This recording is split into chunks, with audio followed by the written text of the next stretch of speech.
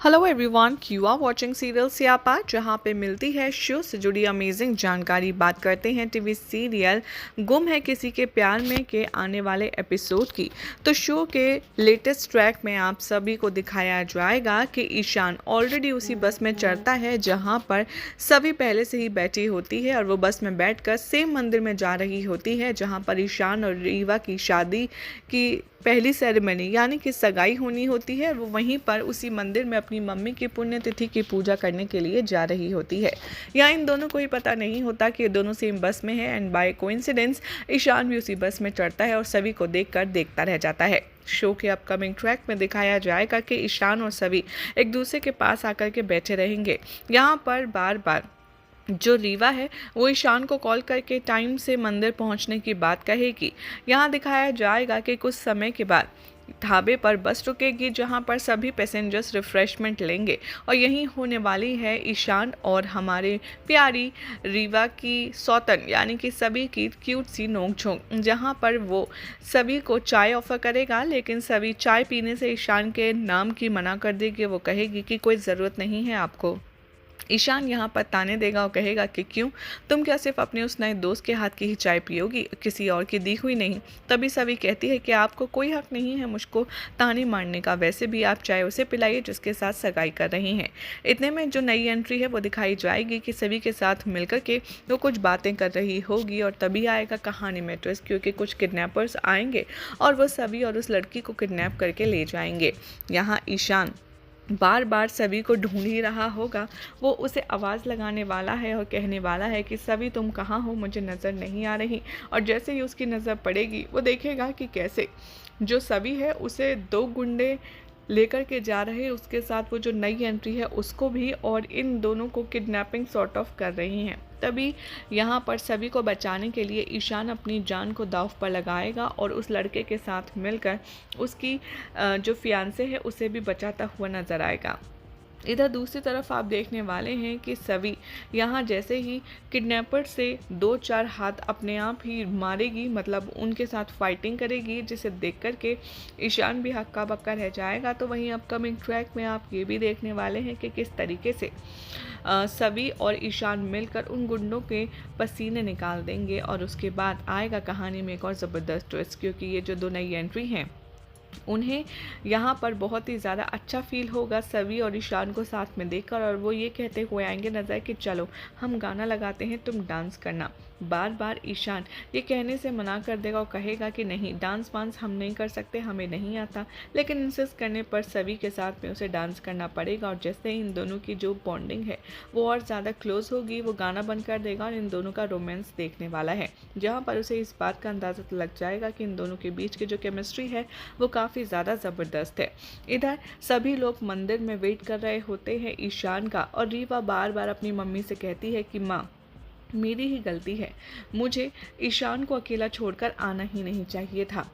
मुझे पता नहीं क्यों ऐसा महसूस हो रहा है कि जैसे सभी के साथ है ईशान।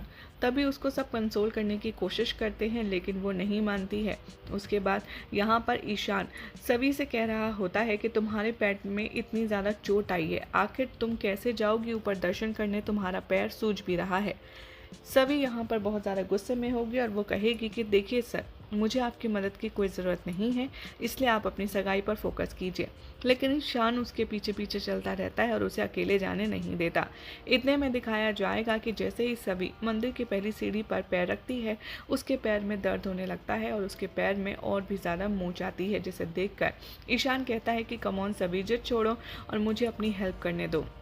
तभी सभी कहती है कि मुझे ना आपके सहारे की ज़रूरत है, और वैसे भी आप साथ तो छोड़ चुके हैं, अब हाथ क्या पकड़ेंगे।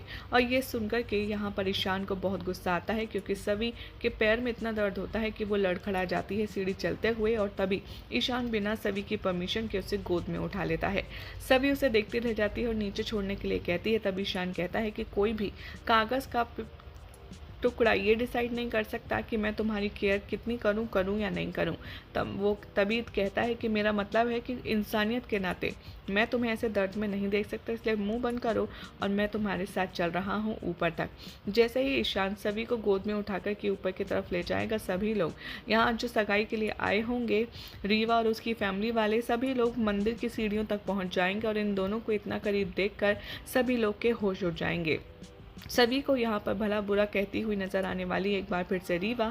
वो कहेगी कि तुझे चैन नहीं है, आखिर मेरी सगाई वाले दिन भी तू इससे दूर नहीं रह पाई, तुम ईशान के पास आई कैसे, आखिर तुम चाहती क्या हो, क्यों मेरे और ईशान के रिश्ते के पीछे पड़ी हो। सभी को यहाँ बहुत तेज गुस्सा आता है। वो कहती है कि देखिए, पहली बात तो मुझे आपकी सगाई में कोई इंटरेस्ट नहीं है, और दूसरा मेरी माँ की पुण्यतिथि है, मैं मंदिर में इसलिए आई हूँ, इसलिए कृपया करके आप अपनी सगाई पर ध्यान दीजिए और मुझे मेरा काम करने दीजिए। रीवा यहाँ पर बहुत ज़्यादा फ्रस्ट्रेटेड है और वो ईशान को कहती है कि जाओ जाकर के तुम कपड़े चेंज करके आओ जल्दी से। जैसे ही रीवा यहाँ पंडित से आशीर्वाद ले रही होती है, वहीं पर आती है रीवा की माँ अंगूठियाँ लेकर, और वो पंडित जी से कहती है कि ये लीजिए, आप ज़रा इसको आशीर्वाद दिलवा दीजिए अंगूठियों को, क्योंकि आज मेरे बच्चों की सगाई है। मैं चाहती हूँ कि माता रानी का जो ब्लेसिंग है वो मेरे बच्चों को हमेशा मिलती रहे, और इसीलिए उनका कभी भी जो रिश्ता है वो ख़राब ना हो। ये सुनकर के सभी को थोड़ा सा बुरा लगता है और वो वहाँ से जाने लगती है, और वो देखती है कि ईशान और रीवा सगाई के कपड़ों में बैठे हैं और दोनों एक दूसरे के साथ खुशी लग रहे हैं, लेकिन ईशान कहीं खोया खोया नज़र आ रहा है। इतने में वो जो नई एंट्री थी वो दिखाया जाता है, ढोल बजाते हुए मंदिर के प्रवेश गेट में आता है, जहाँ पर जाकर के सभी रुक जाती है और ईशान को देखती है। ईशान जैसे ही सभी की ओर बढ़ने वाला होता है, रीवा उसका हाथ पकड़कर उसे फिर से बैठा देती है। ईशान यहाँ पर सभी को देखता रहता है और सभी इमोशनली ब्रेक डाउन है, और रीवा ज़बरदस्ती ईशान के हाथ से अंगूठी पहनती है और उसे अपने गले लगा लेती है, जिसे देखकर सभी पूरी तरीके से टूट जाती है और वो रोते रोते मंदिर से बाहर भाग जाती है। अब यही सब दिखाया जाएगा शो के अपकमिंग ट्रैक में। ऐसे में देखना होगा काफ़ी ज़्यादा इंटरेस्टिंग कि क्या ईशान यहाँ पर जब रीवा को सभी को जाता देखता है, तब वो अपने दोस्त की बात सुनता है। उसे याद आता है कि कैसे उसने कहा था कि तू जिससे प्यार करता है आँख बंद कर, तुझे जिसका चेहरा पहले दिखाई देगा समझ जा तेरे दिल में वही है, सभी या फिर रीवा। जैसे ईशान सगाई से पहले अपनी आंखें बंद करता है, उसे सिर्फ सभी याद आती है जो उससे अपने प्यार का इजहार कर रही होती है, और तभी वो शौक से आंखें खोल लेता है और यहाँ पर ज़बरदस्ती रीवा उसे अंगूठी पहना देती है। अब ऐसे में देखना होगा काफ़ी दिलचस्प कि क्या ईशान ये शादी, ये जो सगाई है अच्छे से निभा पाएगा, क्योंकि उसका दिल तो डेफिनेटली रीवा के लिए नहीं बल्कि सभी के लिए धड़कता है। क्या वो अपना प्यार सभी से कन्फेस करने में कामयाब हो पाएगा? क्या लगता है आपको? कमेंट कीजिए। साथ ही वीडियो को लाइक शेयर करके चैनल को सब्सक्राइब करना बिल्कुल भी ना भूलें।